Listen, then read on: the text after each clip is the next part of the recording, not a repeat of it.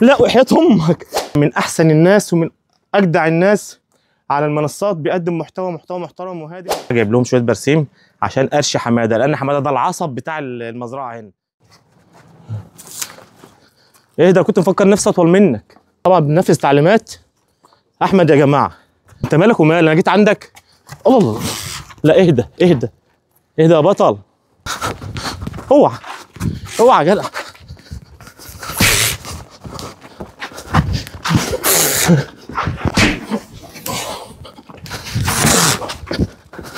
اوب لا وحياة امك، انا تعبت خلاص.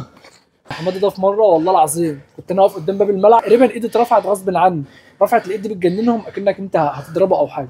اقسم بالله لقيت باب الملعب ده بيتكسر وهو خارج عليا. اوب ضربته بايه؟ قيمه 150 كيلو الخبطه بتاعته. دعوتنا لاخونا احمد، ربنا ينجيه والله ويوفقه. من احسن الناس ومن اجدع الناس على المنصات، بيقدم محتوى محترم وهادف وجميل. الله يخليك. ومفيش فيه اي اساءه لاي حد.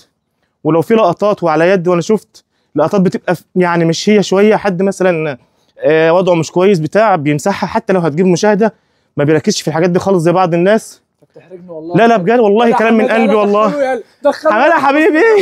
دخلوا